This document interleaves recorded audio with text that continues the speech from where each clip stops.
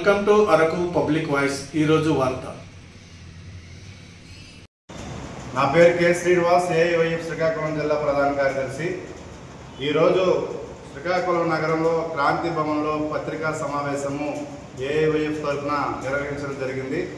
దానికి ప్రాముఖ్యమైన ఉద్దేశము, ఈరోజు శ్రీకాకుళం జిల్లా కేంద్రం మెడికల్ హబ్గా మారింది, మెడికల్ మాఫియాగా మారింది.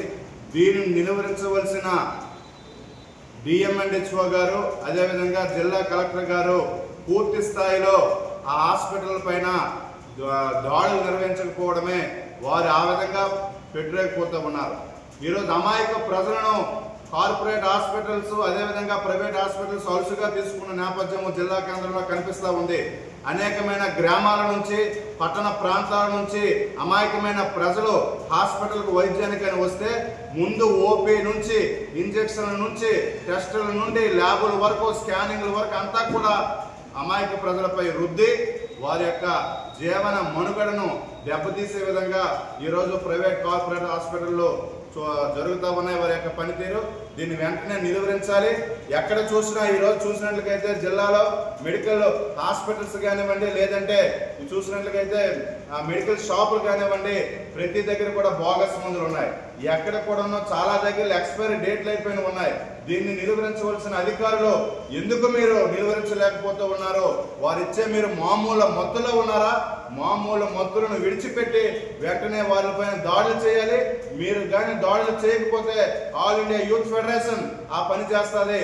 ఖచ్చితంగా మెడికల్ హాస్పిటల్లో ఉన్న ధరల పట్టికను వెంటనే అమర్చాలి. ఆ ధరల పట్టిక లేకుండా, ఆ ధరల పట్టికకి వ్యతిరేకంగా అనేకమైన ఒత్తిళ్లు గురి చేసి అనేకమైన ధనాన్ని, ప్రజల యొక్క ధనాన్ని పెంచుకుంటూ పోతా ఉన్నారు. ఇక్కడ చూసినట్లయితే ముందుగా వెళ్తే 200 ఓపీ ఫీజు అంటారు, అక్కడ ఏమీ ధరలు పెట్టుకుంటదు, కానీ 400 తీసుకుంటారు. అదేవిధంగా ల్యాబ్లో, టెస్టుల్లో ఎక్కడ కూడా ధరల పట్టిక అమర్చకుండా వారు ఎంత అడిగితే అంత పేద ప్రజల దగ్గర మీరు తీసుకుంటూ ఉన్నారు. అది చాలా అన్యాయం. మీరు చూసినట్లయితే వైద్యపరమైన వృత్తి సేవ వృత్తిని మీరు చెప్పి ఉన్నారు.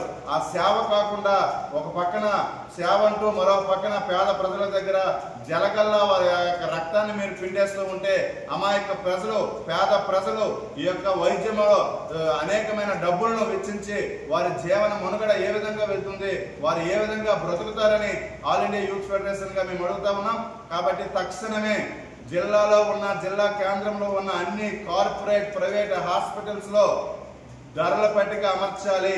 ఆ యొక్క ల్యాబ్కు ఎంత, అలాగే టెస్ట్కి ఎంత, బ్లడ్ టెస్ట్కి ఎంత, అవన్నీ కూడా ధరల పట్టిక అమర్చాలి. ధరల పట్టిక లేని హాస్పిటల్ వద్ద ఆల్ ఇండియా యూత్ ఫెడరేషన్ ఖచ్చితంగా ధర్నా చేసి ఈ సంబంధిత అధికారులకు ఆ యొక్క హాస్పిటల్ పైన చర్యలు తీసుకోవడానికి ఎటువంటిది కూడా వెనుకాడమని ఈ పత్రికా సమావేశం ద్వారా తెలియజేస్తా ఉన్నాం. నా పేరు బొత్స సంతోష్ కుమార్. నేను అఖిల భారత యువజన సమైక్య శ్రీకాకుళం జిల్లా అధ్యక్షుడిని. ఈరోజు శ్రీకాకుళం నగరంలో చూసుకున్నట్టయితే ఎక్కడ చూసినా సరే మెడికల్ మాఫియా విలయతాండం చేస్తూ ఉన్నది. పేద ప్రజలను జలగల పీడిస్తూ వాళ్ళ యొక్క ధనాన్ని దోచుకోవడమే ముఖ్య ఉద్దేశంగా ఈరోజు నేటి మెడికల్ మాఫియా నడుస్తూ ఉన్నది. అదేవిధంగా ఈరోజు సేవలు సేవలు సేవలు అనుకుని వివిధ ప్రాంతాల్లో పెడుతున్న మెడికల్ క్యాంపులు సేవా దృక్పథంతో పెడుతున్నారు.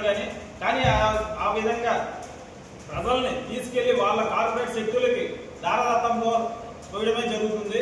అదేవిధంగా ఈరోజు చూసుకున్నట్లయితే పీపీపీ అనే 3 నినాదాలతో ప్రభుత్వ హాస్పిటల్ను కూడా ప్రైవేటీకరణ చేసే దిశగా ప్రభుత్వం ముందడుగు వేస్తుంది. 17 రకాల మెడికల్ కాలేజీలను కూడా ఈరోజు ప్రైవేటీకరణ చేసే ఉద్దేశంగా ముందుకు పోతుంది. దీన్ని తీవ్రంగా అఖిల భారత యువజన సమైక్య తీవ్రంగా ఖండిస్తూ ఉంది. పేదలు ఈరోజు కార్పొరేట్ శక్తులకి ప్రభుత్వ హాస్పిటల్ దారదత్తం చేస్తే 6,000 కోట్లు పెట్టుబడి పెట్టుకుంటున్నారు.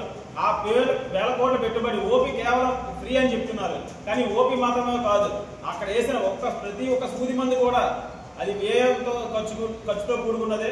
కోట్ల రూపాయలు ఖర్చు పెట్టిన కార్పొరేట్ కంపెనీలు ఫ్రీగా ఎందుకు వైద్యం చేస్తారని ఈ పరంగా అఖిల భారత యువజన సమైక్యం ప్రభుత్వాన్ని ప్రశ్నిస్తూ ఉన్నాం.